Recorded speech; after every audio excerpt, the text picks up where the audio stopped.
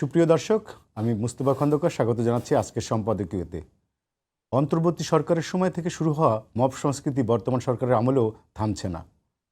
মানবাধিকার সংস্কৃতি ফাউন্ডেশনের তথ্য মতে গত ফেব্রুয়ারি মাসে গণপিটুনির শিকার হয়ে 18 জন নিহত এবং 33 জন আহত হয়েছেন। এই পরিস্থিতি মোকাবেলায় কঠোর হুঁশিয়ারি দিয়েছেন স্বরাষ্ট্রমন্ত্রী সালাউদ্দিন আহমদ। তিনি জানিয়েছেন, দেশ থেকে মব সংস্কৃতি চিরতরে বিলুপ্ত করা হবে। প্রাসঙ্গিক এসব বিষয় নিয়ে আজকের সম্পাদকীয় মব সংস্কৃতির শেষ কোথায়, এ বিষয়ে কথা বলতে স্টুডিওতে উপস্থিত আছেন ডক্টর নাহিদ ইসলাম খান, শিক্ষক, জাহাঙ্গীরনগর বিশ্ববিদ্যালয়, এবং ডক্টর মোহাম্মদ আব্দুল মান্নান, সহকারী সেক্রেটারি, জামাত ইসলামী, ঢাকা মহানগর দক্ষিণ। আপনাদের দুজনকে স্বাগত আমাদের আলোচনায়। দর্শক, আপনারাও এই আলোচনায় অংশ নিতে পারেন। এজন্য আপনাদের ফোন করতে হবে টেলিভিশনে দেখানো নম্বরে। এছাড়া ফেসবুকের মাধ্যমেও আপনাদের মন্তব্য পাঠাতে পারেন। আলোচনা শুরুর আগে জানিয়ে দেবো আজকের শিরোনাম। স্বপ্নের বাস্তবায়ন শুরু, ফ্যামিলি কার্ড পেয়ে ঈদ আনন্দ, 5 বছরে পাবেন 4 কোটি নারী। বৈশ্বিক কারণে সময় লাগলেও সব প্রতিশ্রুতি পূরণের ঘোষণা প্রধানমন্ত্রীর।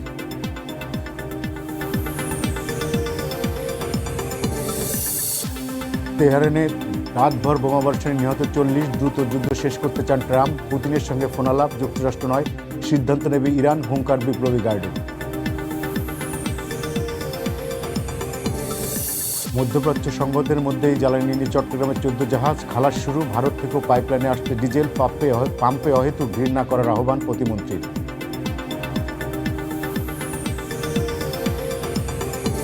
জুলাই সনদে সমঝোতা হওয়া বিষয় বাস্তবায়ন হবে, সংবিধানের বাইরে যাওয়ার সুযোগ নেই বললেন স্বরাষ্ট্রমন্ত্রী। অন্তর্বর্তী সরকারের অধ্যাদেশের ভবিষ্যৎ ঠিক করবে সংসদ।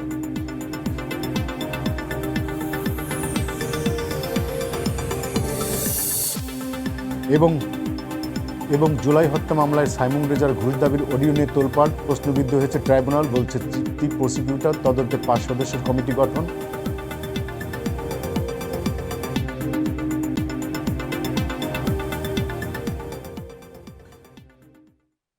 নাহিদ ইসলাম খান, আমি আপনাকে দিয়ে শুরু করতে চাই। আমি যেটা বলছিলাম শুরুতে ইন্ট্রোতে, যে আমাদের দেশের যে মব কালচার শুরু হয়েছিল 5 আগস্টের হাসিনা পতনের পর, সেইটা আমরা মনে করছিলাম নির্বাচিত সরকার আসার পরে বিষয়টা থেমে যাবে। কিন্তু আমরা দেখছি যে এটা কমলেও এখনও এটা চলছে কোথাও না কোথাও বিচ্ছিন্নভাবে। কিন্তু স্বরাষ্ট্রমন্ত্রী আমাদের সালাউদ্দিন আহমেদ খুব জোর দিয়েই বলেছেন যে উনি এটাকে চিরতরে বিলুপ্ত করতে চান এবং আইনের শাসনটা প্রতিষ্ঠিত করতে চান। এই মব সংস্কৃতি কেন আমাদের দেশে কেন আসলো, মানে কেন আমরা এটাকে ঠিক করতে পারছি না? এটা তো আসলে আপনি দেখবেন যে নতুন কারণ হলো গত 1.5 বছরে তো আমরা অনেক কিছু নতুন দেখলাম, নতুন বন্দোবস্ত, কত কিছু নতুন। তো মব সংস্কৃতি আপনি দেখবেন, এবং ইভেন মব সংস্কৃতি নামটাও কিন্তু অনেকবার প্রথমে বলা হতো কিন্তু মব জাস্টিস, হ্যাঁ, মানে এটাকে জাস্টিফাই করার একটা চেষ্টা কিন্তু সবসময় চলেছে। এরপরে যেটা হয়ে গেল মব ভায়োলেন্স, হ্যাঁ, এখন আবার আমরা বলছি মব সংস্কৃতি। আমি জানি না এটা কোথায় যে ঠেকবে শেষ পর্যন্ত। ইন্টারিমের প্রধান উপদেষ্টা প্রেস সেক্রেটারি উনি মব বলতেন না, উনি প্রেসার গ্রুপ বলতেন। হ্যাঁ, প্রেশার গ্রুপ বলতেন। এখন মানে এই যে মানে প্রেশার গ্রুপ বলাটাও কিন্তু এক ধরনের মবকে জাস্টিফাই করার চেষ্টা, হ্যাঁ, এটা চলেছে। এবং এই যে মবকে জাস্টিফাই করার চেষ্টা চলেছে, আপনি দেখবেন একটি বিশেষ দলের ইয়াং নেতা সার্জিস আলম, তিনি কিন্তু বলেছেন যে ওই আমলে তারা যা ইচ্ছা তাই করতে পারতেন। মন্ত্রিসভার ভেতরে, মানে মন্ত্রিসভা না তো সচিবালয়ের ভেতরে যে যা ইচ্ছা তাই বলতে পারতেন, গালি দিতে পারতেন, হ্যাঁ। তো তাহলে হয়েছে কি, একটা রাজনৈতিক দল বা কয়েকটি রাজনৈতিক দলের পৃষ্ঠপোষকতায় কিন্তু মব হয়েছে। এবং আমি বলবো গত 1.5 বছরে সরকারের পৃষ্ঠপোষকতাতেও মব হয়েছে। আপনি যে কথাগুলো সব সময় বলি, প্রথম আলোতে দেখবেন, ডেইলি স্টারে, যে গুটি কয়েক মানুষ যে সেগুলোকে ভাঙার চেষ্টা করেছে। আমি মনে করি বাংলাদেশ সরকার যদি এত ভালো ওই সময় একটা ইলেকশন করতে পারে, একেবারে ভায়োলেন্স ছাড়া ইলেকশন, তাহলে এই মবগুলো তাদের কন্ট্রোল করা কোনো একটা বিষয় ছিল না। তার মানে সরকারের এক ধরনের কি ছিল, ইচ্ছার অভাব, অথবা মবের ক্ষেত্রে তারা ভেরি সিলেক্টিভ ছিলেন যে কোনটাকে কন্ট্রোল করবে কোনটাকে করবে না। এখন যেটা বলছেন যে মানে এই সরকার অ্যাকচুয়ালি, আপনি যদি স্বরাষ্ট্রমন্ত্রীর বক্তব্য শোনেন, উনি প্রথম দিন থেকেই বলেছেন যে আর মব নাই এবং মবের প্রতি জিরো টলারেন্স। এই সরকার তো মাত্র 1 মাসও হয়নি।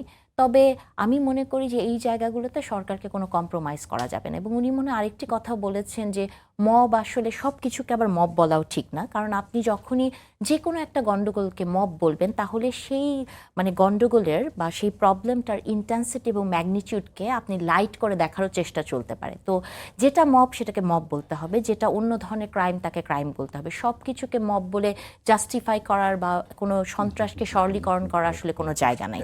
তবে আমি বিশ্বাস করি যে এই সরকার শক্ত হাতে দমন করবে। আপনি গতকালকে দেখেছেন, পরশুদিন বুয়েটে এরকম একটি ঘটনা ঘটেছে, এবং এটা যেই করুক না কেন দল মত নির্বিশেষে এখানে শক্ত পদক্ষেপ সরকার নিতেই হবে।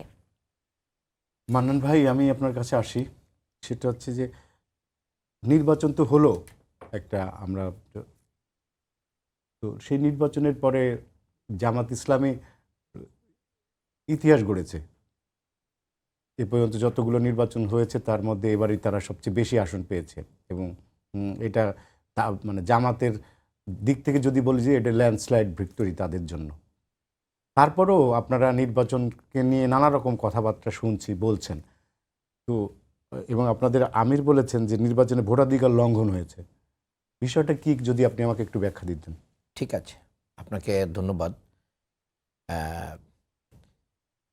ক্লাসে যার রোল নম্বর লাস্ট থাকে সেও কিন্তু ফার্স্ট হতে পারে। এটা তার পরিশ্রম, তার মেধা, তার যোগ্যতার, তার সততা, এটা তাকে সেই প্রথম স্থানেও নিয়ে যেতে পারে। এখন স্বাভাবিকভাবে যদি কেউ বিরোধী দলে আসে তাতে তো কোনো আপত্তি নাই, কিন্তু কোশ্চেনটা হয়েছে আমাদের নির্বাচনী ফলাফল তৈরি করার প্রক্রিয়া নিয়ে। সন্দেহ, সংশয় এবং প্রুফ অনেক কিছু একসাথে এসে হাজির হয়েছে। আপনারা যখন মিডিয়াতে নিউজগুলো দিচ্ছিলেন, নির্বাচনী ফলাফলগুলো দিচ্ছিলেন, দিতে দিতে হঠাৎ অনেক নিউজ পাওয়া যাচ্ছিল না, এবং 8টা, 9টা, 10টার দিকে এসে ফলাফলগুলো অফ করে দেওয়া হয়, সার্ভারের নামে হোক, বিভিন্ন নামে হোক। এরপরে যে ফলাফলের ভিতরে ব্যত্যয় দেখা যায়, যে একটা ফলো থাকে না, মর্নিং শোজ দ্য ডে, কি হতে যাচ্ছে, কেমন হচ্ছে, কিন্তু দেখা গেল যে না, সামথিং রং। এবং এই যে সামথিং রং, এটা শুধু জামাত ইসলামী মনে করে না, দেশের মানুষও মনে করে, সাধারণ মানুষ এটা বিশ্বাস করে যে এখানে একটা মেকানিজম এবং একটা ইঞ্জিন। সাধারণ মানুষের মন কিভাবে আপনি বুঝবেন? হ্যাঁ, সেটাই আমি বলতে চাচ্ছি। সেই জায়গাটায় জামাত কিন্তু রাতভর কথা বলতেছিল যে এই জায়গাটা মানে কোনো অনিয়ম হচ্ছে, এবং আমরা এটা বুঝতে পারতেছি, এখান থেকে বের হয়ে আসা উচিত। এই জায়গায় এসে যখন জামাত ইসলামের এই বক্তব্যকে রিজেক্ট করে দিয়ে নির্বাচন কমিশন একের পর এক গভীর রাত্রে এসে, পরের দিন এসে মানে ফলাফল ঘোষণা করছেন, তখন কিন্তু জনগণ এটাকে মানে সন্দেহ জনগণের দানা বেঁধেছে। এরপরে এসে জামাত ইসলামের কাছে যথেষ্ট তথ্য প্রমাণ না থাকার কারণে জামাত স্ট্রংলি এটা কি করতে পারে নাই, মুভ করতে পারে নাই। কিন্তু পরবর্তীতে এসে আমাদের কাছে নির্বাচনের যে শিটগুলো এসেছে, তারপর অন্য অন্য জায়গার ইয়েগুলো, এখানের ভিতরে যখন আমরা কাটাছেড়া, অনিয়ম এবং দুর্নীতি দেখতে পেয়েছি ফলাফল তৈরিতে, তখন কিন্তু আমরা এটা কি করেছি, এটা নিয়ে আমরা অ্যাডভান্স হয়েছি। এবং সর্বশেষ এসে সৈয়দা রেজওয়ানা হাসান, ওনার বক্তব্য আরও এটাকে কি করেছে, মানে উস্কে দিয়েছে, আরো উস্কে দিয়েছে, আমি বলবো না, আরো জাস্টিফাই করেছে জামাতের বক্তব্য। আমার বক্তব্য এবং আরো একজন উপদেষ্টাও এই সম্পর্কে কথা বলেছেন, যেটা ইটিভির প্রধান হারুন ভাই, উনিও ওনার একটা আলোচনায় এটা বলেছেন। আচ্ছা, আমি একটু অন্য জায়গায় যাই। আমরা যে তাহলে জামাত ইসলামীর যে বক্তব্য, জামাত ইসলামী প্রায় 40% ভোট পেয়েছে যে কটা আসনে নির্বাচন করেছে, এদিক দিয়ে জামাত ইসলামী অনেক ভালো করেছে। জামাত ইসলামীকে এখানে ছোট করে দেখার সুযোগ নেই, অবশ্যই অনেক ভালো করেছে, সিট কম, কিন্তু তাদের ভোট তো ভালো, 20 থেকে 25 লাখ ভোটের ডিফারেন্স। 88টা সিট কম না, না কম আমি ধরেই নিলাম।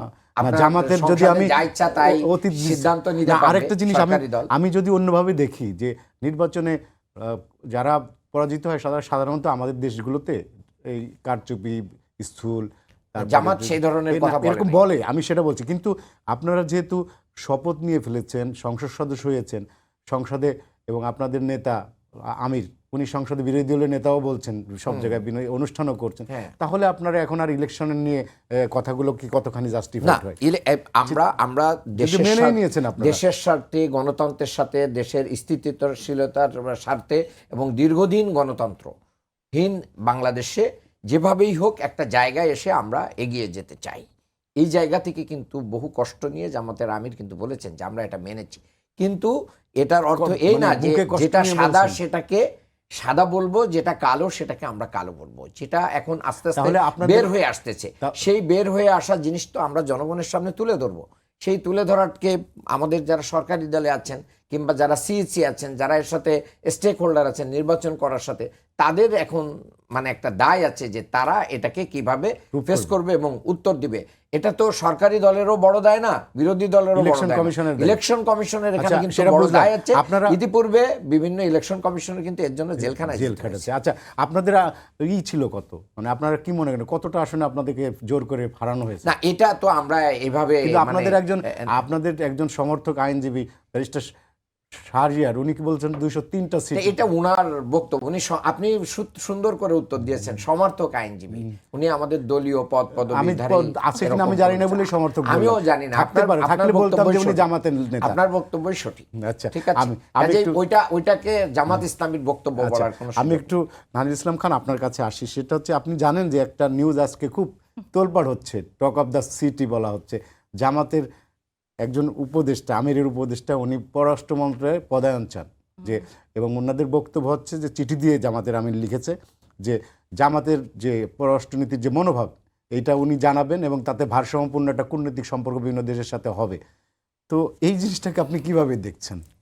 আসলে কি বলবো, মানে ভাইয়ের কথা শুনে মনে হলো যে এত গণতন্ত্রকামী দল জামাতে ইসলামী, যে তারা বুঝতে পারছেন ইলেকশনে এত ইঞ্জিনিয়ারিং হয়েছে, এত খারাপ কাজ হয়েছে, যে তারপরে ওনারা মেনে নিয়েছেন, ওনারা শপথ নিয়েছেন। অথচ আপনি যদি গত 1.5 বছরে জামাতে ইসলামীর অ্যাক্টিভিটিস দেখেন, অথবা আপনি দেখবেন যে ইরানে যুদ্ধ শুরু হয়েছে, ওনারা স্লোগান দিচ্ছে তারেক রহমান জবাব চাই, তাই না?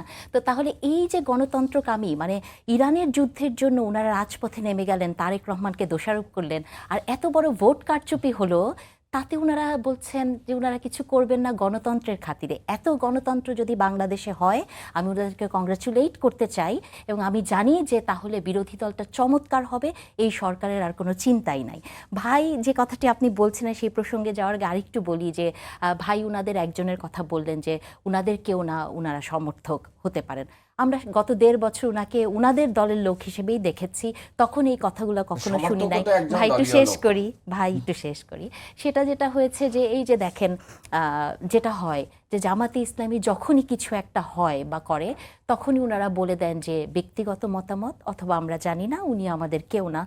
অথবা আপনি কি কোনোদিন জামাতে ইসলামীর পূর্ণাঙ্গ কোনো কমিটি দেখেছেন বা নাম জেনেছেন, বা ওনাদের যে স্টুডেন্ট উইং আছে শিবির, তাকে ওনারা মাঝে মাঝে অস্বীকার করেন। হ্যাঁ, তো এটা তো আসলে জামাত ইসলামী সবসময় করেন। I am not surprise for that. আরেকটা যেটা আপনি যেটা আজকে বললেন যে প্রসঙ্গটা, আমার একটা জিনিস দেখলাম, আমি জানি না আবার কিছু বললে হয়তো কেস টেস এখন হবে কিনা জানি না, কিন্তু একটা ভিডিও দেখলাম, একটা ইফতার পার্টিতে ওনাদের দলের একজন আমিরের সামনে বসে আমিরকে বলছেন বাংলার প্রধানমন্ত্রী, মানে ওনারা হেরে বিরোধী দলে গেছেন কিন্তু উনি বাংলার প্রধানমন্ত্রী হয়ে গেছেন। তো আমার যেটা মনে হয় যে এটাও এক ধরনের অবস্থা যে পররাষ্ট্রমন্ত্রী, মানে ওনারা বলেছিলেন না যে ছায়ামন্ত্রী সভা করবেন, হয়তো এরকম কিছু একটা ছায়া পররাষ্ট্রমন্ত্রী। আমি খুব অবাক, মানে অপেক্ষায় আছি কবে যেন বলে যে সকালবেলা তারেক রহমান প্রধানমন্ত্রী থাকবে, বিকালবেলা জামাতের কেউ হয়তো এই কাজটা করবে। দেখেন, এখন কিডিং অ্যাসাইড, মানে আমি যদি বলি, এই ধরনের ঘটনাকে আপনি কোনোদিন শুনেছেন যে এরকম একটি ঘটনা ঘটতে পারে যে একটি বিরোধী দলীয় নেতার তার ব্যক্তিগত পররাষ্ট্র উপদেষ্টাকে আপনি রিকোয়েস্ট পাঠিয়েছেন যে তাকে যাতে ওখানে ইনক্লুড করা হয়, এবং তারপরে স্বভাবজাত প্রক্রিয়ায় জামাতে ইসলামী যেটি করেছেন, জামাতে ইসলামী বলেছেন যে উনি ঠিক মতো এই চিঠিটা দেখেননি, সাইন হয়ে গেছে। এখন ধরুন একজন বিরোধী দলীয় নেতা যখন বলেন যে উনি ঠিক মতো কিছু পড়ে জিনিসটি চলে গেছেন মন্ত্রণালয়ে, তাহলে আপনাকে বুঝতে হবে যে উনি আসলে উনার কাজে কতটা মনোযোগী, অথবা হয়তো হতে পারে উনি একটু ডিস্ট্র্যাক্টেড ছিলেন, রোজা চলছে, সংযমের মাস, হয়তো খেয়াল করে উঠতে পারেনি। তো তাহলে আসলে বিষয়গুলো হচ্ছে এরকম যে আমি এই কথাগুলোই বলতে চাই যে জামাতে ইসলামী যা করেন উনাদের যারা যা বলেন সব উনাদের পলিটিক্যাল ডিসিশন। উনারা এত মানে আমি তাকে মানে খুব ভালোভাবেই বলতে চাই যে এত সংঘবদ্ধ একটি দল, এবং সেই দলের একটি গাছের পাতাও যেরকম আল্লাহর নির্দেশ ছাড়া নড়ে না, জামাতে ইসলামীর কোনো ব্যক্তির কোনো কথা তাদের টপের নির্দেশ ছাড়া নড়ে না। সো আমি মনে করি যে এটা কমপ্লিটলি তাদের চিন্তাভাবনা করে করাই একটা বিষয়। যখন জিনিসটা নিয়ে আলোচনার মাঠে এসছে তখন ওনারা এটি বলছে। তবে আমি বিশ্বাস করব, ভাইয়ের কথা বিশ্বাস করতে চাই, জামাত জাতীয় এরকম চমৎকার গণতন্ত্রকামী দল হয়ে বিরোধী দল হিসেবে সংসদে থাকে। মান্নান ভাই, সেটা হচ্ছে আমি আসি আপনার কাছে। এই বিষয়টা যেটা নিয়ে আজকে আলোচনা হচ্ছে, এটা কি বিএনপি জামাতের দলীয় সিদ্ধান্ত ছিল এরকম চিঠি পাঠানো, নাকি এটা? না, দেখেন এই বিষয়টা কিন্তু আরো আগের জামাত এটা ক্ল্যারিফাই করেছে, জামাতের পক্ষ থেকে এটা জানানো হয়েছে। জামাত যেটা করেছে সেটা যাকে এটা দেয়া হয়েছিল তাকে কিন্তু জামাতের পররাষ্ট্র উপদেষ্টা হিসেবে তাকে কিন্তু মাইনাস ইতিমধ্যেই তাকে বাদ দিয়ে দেওয়া হয়েছে। আরমান সাহেবকেও যেটা করা হয়েছে এটা কিন্তু রিসেন্ট করা হয় না, আরো সপ্তাহখানিক আগেই কিন্তু তাকে এটা করা হয়েছে। আজকে পত্রিকায় এটা ফ্ল্যাশ হয়েছে, পত্রিকায় এটা এসেছে। তার মানে সরকারের যে জায়গাগুলোতে এই কাগজটা গিয়েছিল সেখান থেকে ইচ্ছাকৃতভাবে জামাতকে একটু জামাতের যে চিঠিটা সে নিয়ে গিয়েছে সেই চিঠির ভিতরে যে সে মন্ত্রী মর্যাদা চাই, এই জিনিসটা তো জামাতের আমিরের নলেজে দেয় নাই। সে তার এই প্রতারণার জন্যই তো জামাত তাকে প্রতারকদের নিয়ে চলছে। তার ব্যক্তি বিশেষের পদস্খলন হতে পারে না, হতেই পারে, যে কোনো ব্যক্তিরই পদস্খলন হতে পারে। তার জন্য জামাত ইনিশিয়েটিভ নিয়ে তার রিপ্লেসমেন্ট দিয়েছে। এটা দেওয়ার পরে তো আমি মনে করি এটা নিয়ে আর কথা বলার কোনো সুযোগ নেই। জামাত তার স্ট্যান্ড ক্লিয়ার করেছে। আর এটা যেটা আপা বলেছেন যে ইরান যুদ্ধকে কেন্দ্র করে তারেক রহমান জবাব চায়, এই কথাটার একটা মিসকোড আছে। সেটা মানে হ্যাঁ, আমি যেহেতু ওই মিছিলে ছিলাম এবং ওই সমাবেশে ছিলাম, ইয়েস, তাহলে আই নো দ্যাট। আপনি জানেন যে চুয়াডাঙ্গাতে আমাদের 2 জন ভাই শাহাদাত বরণ করেছেন নির্বাচন পরবর্তী ষড়যন্ত্র এবং সেখানে বিএনপির সন্ত্রাসীদের কর্তৃক আক্রান্ত হয়ে। তাদের একজন ওই সময় হাফিজুর রহমান, তিনি মারা গিয়েছিলেন, ঠিক আছে। আর আজকে মফিজুর রহমান তার আপন ভাই, তার আমরা মানে জানাজা পড়লাম দুপুরবেলায়, আজকে তাকে দাফন করার জন্য নিয়ে যাওয়া হচ্ছে চুয়াডাঙ্গাতে। দেখেন এই জায়গায় আমাদের 2টা বক্তব্য ছিল। একটা হচ্ছে যে হাফিজুর রহমান যিনি মারা গিয়েছেন তার বিচার চাই, তারেক রহমান তার কাছে বিচার চেয়েছেন প্রধানমন্ত্রীর কাছে, যে চুয়াডাঙ্গায় আমাদের যিনি মারা গিয়েছেন। হ্যাঁ, এই 2টা ইস্যু একসাথেই চলে আসছে। তো যার কারণে মানে ওই জায়গাটায় এসে একটা কনফিউশনের অংশটা অ্যাড করে দিয়ে এখানে মিডিয়াকে দিয়ে বলা হয়েছে যে ইরান যুদ্ধ নিয়ে তারেক রহমান, এটা তো একটা পাগলও বোঝে, তারেক রহমান ইরান যুদ্ধ নিয়ে কেন জবাব দিবে? তারেক রহমান কি এখানে বরঞ্চ ইরান যুদ্ধ নিয়ে জামাতের বিবৃতি এবং সরকারের বিবৃতি কাছাকাছি। কাজেই এটা মানে আমি ফ্যাক্টটা তুলে ধরলাম যে ওখানে হাফিজুর রহমান এবং তার ভাই মফিজ আজকে 3ও মারা গেলেন। তার 8 বছরের একটা কন্যা, 2 বছরের আরেকটা কন্যা, এটা রেখে তারা 2 ভাই এই নির্বাচন পরবর্তী সহিংসতায় বিএনপি সন্ত্রাসী কর্তৃক আক্রান্ত হয়ে। এবং আমি আজকে বলবো যে এই মব এটাও একটা মব কালচার, এটাও একটা মব সন্ত্রাস। এই মব সন্ত্রাসের কারণে আজকে 2 ভাই জীবন দিলেন, 2 জন গুরুত্বপূর্ণ ব্যক্তির জীবন দিলেন, 2টা পরিবার ধ্বংস হলো। যেখানে আজকে ফ্যামিলি কার্ড দিয়ে উৎসব পালন করা হচ্ছে, আর 2টা ফ্যামিলি তাদের এখানে আহাজারি তৈরি হলো। আমি মনে করি যে এই মানে এই হত্যার সংস্কৃতি রাজনীতি বন্ধ হওয়া আমরা সবাই চাই। এরপরে উনি পূর্ণাঙ্গ কমিটি একটু পড়েন কম, তাহলে জামাতের কমিটি যদি ওনার যদি প্রয়োজন হয় তাহলে জামাতের লোকদের সাথে যোগাযোগ করলে ওনাকে পূর্ণাঙ্গ কমিটি আমাদের সব যোগাযোগ করতে হবে। কেন পাবলিকলি আছে তো, আমরা তো প্রকাশ করি। বরঞ্চ জামাতের প্রতি মানে সেশনে 3 বছর অন্তর জামাতের কি হয়, গণতান্ত্রিকভাবে কাউন্সিল হয়, নির্বাচিত হয়। বিএনপির কবে কাউন্সিল হয়েছে তা যদি আপা বলতে পারেন মনে করে, কত বছর হয়েছে হিসাব করে বলবেন। না আপা, বিএনপি করেন না, বিএনপির পক্ষ অবলম্বন করেন, বিএনপির পক্ষ অবলম্বন করেন। আর বিএনপির পদ পদবি আপার আছে কিনা জানি না, ডাক্তার জাহেদ বিএনপি করতেন না, কিন্তু এখন বিএনপির উপদেষ্টা হয়েছেন। কাজে তাতে এরকম পদধারী না হলেও এখানে একটু কথা বা বলতে হবে, পদের জায়গায় বহু। আরেকটা জিনিস হচ্ছে যে একটু সংক্ষেপে, একজনকে আমাদের সময়- বাংলার প্রধানমন্ত্রী বলেছেন, আরেক দলের নেতা জামাত ইসলামী রাশেদ প্রধান বলেছেন। রাশেদ প্রধান, এটা তার ব্যক্তিগত ইচ্ছা আকাঙ্ক্ষা, এটা জামাত ইসলামীর কোন নেতা বা কর্মী জামাত ইসলামীর অনুষ্ঠানে এটা বলে নাই। সো দ্যাট এই জায়গাটা দিয়ে আমাদের সাথে এটাকে পানিগুলা করার। আর আমি বলবো যে মব কালচারটা কেন হয়? মব কালচারটা হয় যখন আইনের শাসন থাকে না, যখন এখন তো দেশে শক্তিশালীরা- নির্বাচিত না, না, সরকার। দেখেন এটার পরেও আমি বলছি যে যখন আইনের শাসন থাকে না, যখন আপনি যদি বলেন যে গণভবন ভাঙ্গা এটা মব ছিল, হাসিনার পতনের জন্য যত মানে হয়েছে তাহলে সবগুলো ইন্টারনেট মব ছিল, পুরোটা সময় কি তাহলে আইন- এইভাবে তো আপনারা আইনের শাসন বললেন, ছিল? তাহলে ওটাকে কেউ আইনের মব শাসন বলে না নাই কেন? ভাই। আপনি সংবিধানই যদি এত আজকে বলছে সংবিধান মানা এবং এটা কোন জেন্ডার, আজকে সালাউদ্দিন সাহেব তো এটা বলেছে। আমি ওই প্রসঙ্গে একটু পরে আসবো। আমি একটু নারিন ইসলাম খানের যুক্তিটা জানতে চাই। না মানে আমি যেটা বলতে চাই যে ভাই যেরকম বললেন যে ইরানের ওইটাতে তারেক রহমানকে ওটা দুইটা ইস্যু ছিল, আপনি যখন ব্যানারটা দেখবেন এবং সেইটা শুনবেন তাহলে আমার মনে হয় কি জামাত ইসলামী যেটা করতে পারে, ওনাদের যে কোনো এই ধরনের কিছুতে আমাদের সবাইকে দাওয়াত করতে পারে। ভিন্ন ধর্মী আমরা অবলম্বী লোকজন যদি আমরা যাই তাহলে ফ্যাক্টটা জানতে পারবো, কারণ যাই হয় জামাত ইসলামী বলেন যে মিডিয়া তাদেরকে এটা ভিন্ন ধর্মী না, ভাই ভিন্ন শেষ- মতাবলম্বী। ভিন্ন মতই বলেছি, হ্যাঁ, ভিন্ন ভিন্ন মতই মত, বলেছি, ভিন্ন ধর্মী বলেছে। ভিন্ন হয়তো সেটা মানে আপনি তো প্রত্যেকটা ওয়ার্ডকে মিনিং হিসেবে ধরলে, আমি ধরলে আপনি আর এখানে বসে থাকতে পারবেন না। ঠিক আছে, আপনাকে একটু কারেকশন দিলাম। না এটা কারেকশন করা, আমি তারপরের সেন্টেন্সে এটা বলেছি। এরপরে যেটা হচ্ছে যে ভাই তো আসলে কথার মাঝখানে সবসময় কথা বলেন, তো এটা একটু সমস্যা হয়ে যায়, ফ্লোটা নষ্ট হয়ে যায়। সেটা হচ্ছে যে উনি যেটা বললেন যে জামাতের কমিটি, হ্যাঁ আমি ধরেন এটাও শুনেছি যে বিশ্ববিদ্যালয়গুলোতে আমরা কখনোই দেখিনি জামাতে যারা নারী নেত্রী আছেন, যারা হঠাৎ করে গত 6 মাসে আবির্ভূত হলেন, আপনি কি জানতেন যে তারা জামাতে নারী নেত্রী? কেউ কি জানতো না।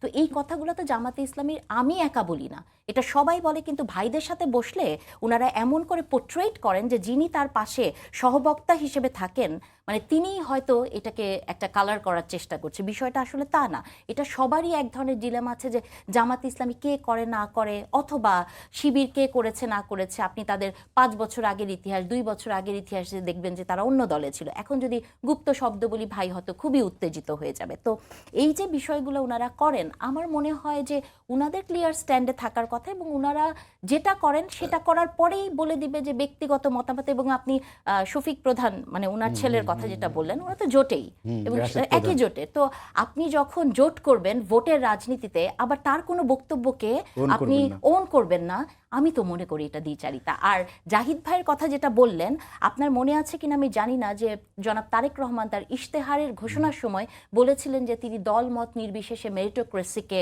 তিনি গুরুত্ব দিবেন। তো আমি মনে করি যে জাহিদ ভাইয়ের যে পোস্টিং হয়েছে, উনি যে পদটি পেয়েছেন, এটা মেরিটোক্রেসি, এটার সাথে রাজনৈতিক দলের কোনোই নেই। এবং ভাই যেটা আমাকে বললেন যে আপার পদ পদবি আছে কিনা, আমরা মনে করি যে যারা বিএনপির সমর্থক অথবা বিএনপির সমর্থক না জামাত ইসলামী বাদে, তারা যদি কোনো দলকে ওন করে বা তাদের কোনো পদ পদবি থাকে, এটা কোনো আন্ডারগ্রাউন্ডের দল না যে যেটা আপনি স্বীকার করতে পারবেন না। আচ্ছা, আমি একটা সাপ্লিমেন্ট কোশ্চেন করি, তারপরে আমি মান্নান ভাইয়ের কাছে আসি। সেটা হলো, আমি আজকে দেখলাম শিক্ষামন্ত্রী একটা বক্তব্য নিয়ে হাসনাত আবদুল্লাহ একটা ফেসবুকে একটা পোস্ট দিয়েছেন। তিনি প্রশ্ন করেছেন যে শিক্ষা প্রতিষ্ঠানের গভর্নিং বডিতে শিক্ষাগত যোগ্যতা থাকবে কি না, থাকবে না বলে এটা শিক্ষামন্ত্রী বরাদ দিয়ে একটা অনলাইন নিউজ করেছে। সেটাকে সে ধরে সেই পোস্টটা দিয়েছে যে এটা ঠিক হচ্ছে না আর কি। মানে একটা শিক্ষা প্রতিষ্ঠান চালাবে কিন্তু তিনি শিক্ষিত না, বিষয়টা কেমন যেন উনি এইভাবে প্রশ্নটা করেছেন। আপনার কাছে কি বিষয়টা কেমন? আসলে যেটা হয়েছে যে আমি নিউজটা একটু দেখার চেষ্টা করলাম, বিকজ আমার মনেও একটু খটকা লেগেছে, কারণ আপনি একটা শিক্ষা প্রতিষ্ঠানে কমিটি করবেন, এটা কি তাই কিনা। তবে আমি পরে যেটা পড়ে দেখলাম যে এটা গত সরকারের সময় করা হয়েছে, যে প্রথম শ্রেণীর কর্মকর্তা হতে হবে, সেটাকে বাদ দিয়েছে। তবে শিক্ষিত হতে হবে কিনা আমি আসলে এই নিউজটা সম্পর্কে তেমন ডিটেইল জানি না, তবে বলতে পারছি না। তবে এখানে হাসনাত আবদুল্লাহ যিনি লিখেছেন, তাকে আমি বলতে চাই উনার তো এটাতে খুশি হওয়ার কথা। কারণ হচ্ছে উনারাই রিকশাওয়ালাকে নমিনেশন দিয়েছিলেন না, উনারাই না সেই জীবনের স্বপ্ন দেখতেন যে শিক্ষার কোনো দরকার নাই, কোনো কিছু নাই, ক্ষমতাবান মানে ক্ষমতার জায়গায় একজন রিকশাওয়ালাও হচ্ছে পার্লামেন্ট মেম্বার হতে পারে। তো একজন রিকশাওয়ালা মানে স্কুলের কমিটি তো অনেক ছোট, কিন্তু একটা রিকশাওয়ালা যদি পার্লামেন্ট মেম্বার হতে পারে এবং আপনি যদি তাকে নমিনেশন দেন, পরে মনে হয় এটাকে বাতিল হয়েছে বা কী হয়েছে আমি জানি না, কিন্তু এই কথাগুলো তো উনারাই বলেছেন। শ্রেণী সংগ্রামের বাইরে যে একটা নতুন দেশের স্বপ্ন দেখেছেন, তাহলে উনার কেন এটা খারাপ লাগলো? ওনার তো এটা খারাপ লাগার কথা না ওই যুক্তিতে, কারণ আপনি সংসদের মতো একটি জায়গায় সেই রকম একটা ভেরি মানে ডেলিকেট একটা জায়গা যেখানে আপনাকে আইন প্রণয়ন করতে হবে, সেরকম একটি জায়গায় আপনি রিক্সাওয়ালাকে মানতে পারবেন, আর স্কুল কমিটিতে যেখানে যদি বলেই থাকেন উনি, তাহলে উনাদের কেন গাত্রদাহ হয় আমি জানি না। তার মানে হচ্ছে যে আপনি যখন যে স্ট্যান্ডটি নেন সেটি আপনি মানে সুবিধাজনক সময়ে আপনি এদিক থেকে ওদিকে যান। মানান ভাই, এই জুলাই সনদ নিয়ে আমরা একটু কথা বলি। সেটা হচ্ছে যে এটা নিয়ে নানা রকম কথা হচ্ছে। আজকে সালাউদ্দিন সাহেবও বলেছেন যে যেসব বিষয়ে সমঝোতা হয়েছে সেগুলোই বাস্তবায়ন হতে পারে, আর বাকিটা সংবিধানের বাইরে সংসদ যেতে পারে না। তো সেক্ষেত্রে কি আমরা কি জুলাই সনদকে নিয়ে একটু মানে একটু অনিশ্চয়তার মধ্যে পড়লাম কিনা? না, ঠিকই বলেছেন। জুলাই সনদকে নিয়ে অনিশ্চয়তা তৈরি হয়েছে যেদিন সংসদ সদস্যরা শপথ নিয়েছেন এবং সরকারের পক্ষ থেকে নির্বাচন কমিশনের পক্ষ থেকে কিন্তু দুইটা শপথের জন্যই কিন্তু তারা রেডি ছিলেন। এটা তার জামাত ইসলামী রেডি করে নাই। তো একটা তারা নিয়েছেন আর একটা নিয়ে নাই। আমরা দুইটাই নিয়েছি, আমাদের লোকেরা দুইটাই নিয়েছেন। তো সো দ্যাট ওই জায়গায় একটা অনিশ্চয়তা তৈরি হয়েছে। আর বারবার যে সংবিধানের দোহাই দিচ্ছেন, এই সংবিধানের দোহাই দিয়ে তো কোনো লাভ নেই। এই সংবিধানের দোহাই দিয়েই তো বিএনপি জামাতের উপরে শত স্টিম রোলার চালানো হয়েছে। এই সংবিধানের দোহাই দিয়েই তো তিনটা আমির এবং নিশিরাতের নির্বাচন করা হয়েছে। এই সংবিধানের দোহাই দিয়েই তো সালাউদ্দিন সাহেবরা ইন্ডিয়ায় থেকেছেন, আসতে পারেন না, শিলংয়ে জীবনযাপন করেছেন এবং জুলাই গণ অভ্যুত্থানের পরেই এই শহীদদের রক্তের উপরে দাঁড়িয়েই তিনি বাংলাদেশে ফিরেছেন। না হলে এই সালাউদ্দিন সাহেবদের মতন মানুষ জীবনে কোনোদিন বাংলাদেশের মাটি আর পদার্পণ করতে পারতেন কিনা, এই মাটি মানুষের ভিতরে উনি আসতে পারতেন কিনা, এটা আল্লাহ মাহবুদ ছাড়া আর কেউ বলতে পারে না। এইভাবে মির্জা আব্বাসের মতন মানুষ কান্নাকাটি করেছেন, রিজভী আহমেদের মতন মানুষ কান্নাকাটি করেছেন এই জুলাইয়ের স্পিরিটকে ধারণ করে। সেই স্পিরিট যদি মানে অল্প 1-1.5 বছরের ভিতরে ক্ষমতার ভিতরে এসে যদি হারিয়ে যায়, এটা জনগণের সাথে প্রতারণা ছাড়া কিছুই না। এবং আমি বলছি যে আজকে এত জনপ্রিয়তা নিয়েও, এত সিট নিয়েও, এত ভোট নিয়েও সামনের সেই দিনের জন্য অপেক্ষা করতে হবে যেই দিন বিএনপির লোকেরা কি করবে, মানে মানুষকে ডাকবে আর মানুষ তাদের ডাকে সাড়া দিবে না। সেই দিন বিএনপির জন্য আসতেছে। কারণ যারা জীবন দিতে জানে, যারা মানে এইগুলো মারিয়ে আসতে পারে, তারা পুনরায় আবার কিন্তু জুলাই তৈরি করতে পারবে।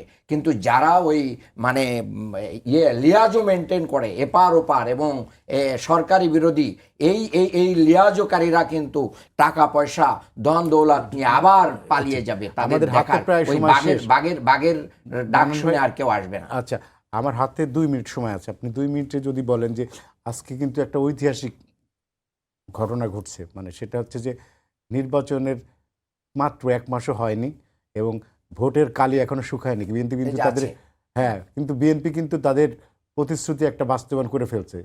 ড্রিম কাম ট্রু, বিষয়টাকে আপনি কিভাবে দেখছেন? এটা তো একটা চমৎকার, কিন্তু মানে ওটা বললে আমার ভাই বলবে এই ফ্যামিলি কার্ড নিয়ে তো ভাইরা প্রথম থেকে অনেক কথা বলছেন। তাদের এক নেত্রী আজকে শুনলাম বলেছেন যে খুবই অ্যাম্বিশাস ইস্তেহার নাকি ছিল। আপনি যদি বিএনপির ইস্তেহার আর জামাতের ইস্তেহারকে পাশাপাশি রাখেন, কোনটা অ্যাম্বিশাস এটা জনগণই বলবে। তবে ফ্যামিলি কার্ডের ইস্যুতেও আমরা অনেক কথা শুনেছি। ওনাদের আমির বলেছিলেন যে ফ্যামিলি কার্ড না গায়ে হাত, মানে এরকম কথা বলেছে। তো আমি দেখলাম যে গায়ে হাত বাদ দিয়েই মানে ভালোবাসা এবং চোখের পানিতে আজকে ফ্যামিলি কার্ড উদ্বোধন হয়েছে। 36,000 মতো নারীরা পেয়েছেন। আপনি দেখেছেন যে তাদের মানে কি ধরনের উৎসাহ তাদের ছিল এবং আস্তে আস্তে করে বাংলাদেশের সব নারীরা এটা পাবে।